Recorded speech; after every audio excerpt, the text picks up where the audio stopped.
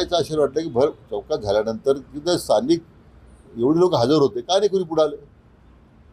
त्यात काय पोलिसांनी काय प्रत्येक माणसामागून भरायची अपेक्षा आहे का? तर शिर्डीमध्ये काल एका तरुणीने एका साध्या काकडी विक्रेत्या महिलेचा खून केला. ही घटना अतिशय गंभीर आहे, दुर्दैवी आहे. पण मला याचं आश्चर्य वाटलं की भर चौकात झाल्यानंतर तिथं स्थानिक एवढे लोक हजर होते, का नाही कोणी पुढे आले? त्यात काय पोलिसांनी काय प्रत्येक माणसामागून भरायची अपेक्षा आहे का?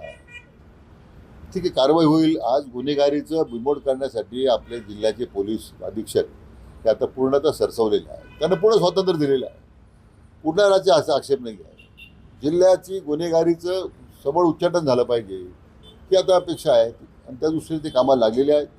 शिर्डीच्या प्रकारामध्ये मात्र आजपासनं कोणत्याही विक्रेत्याला आज रस्त्यावर फुटपाथवर विक्रीला आता बंदी घालण्यात आलेली आजपासून आणि तसे कडक सूचना.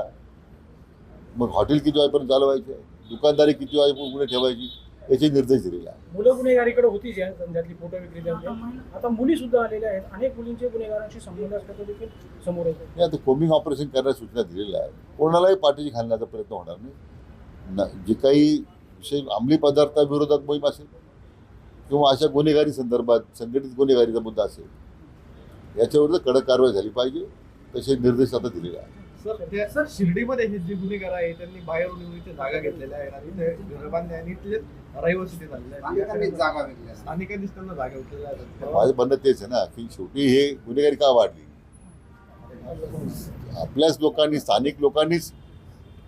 त्यावेळी गुन्हेगारी म्हणून नसेल, परंतु गावा शिर्डीत लोक येतात, जागा मागतात, माणुसकीच्या दृष्टीने दिली असेल जागा, परंतु ते गुन्हेगारीकडे वळलेले आहेत ते सुद्धा त्या स्थानिक लोकांना माहीतच होतं ना. मला वाटतं अजूनही माझी अपेक्षा आहे की स्थानिक लोकांनी याच्यामध्ये पुढाकार, अनेक वेळा म्हटलं की स्थानिक लोकांनी पुढं आलं पाहिजे, माहिती दिली पाहिजे. त्या लॉजेसमध्ये काय चालतंय, अल्पवयीन मुलींचा वापर होतो का, मागे आपण काही कारवाई केल्यामुळे थांबले जातात. पण असं आहे की हा जनतेने सुद्धा याच्यामध्ये प्रशासनाला सहकार्य करावं अशी मला त्यांना नेहमीच मी विनंती केलेली आहे.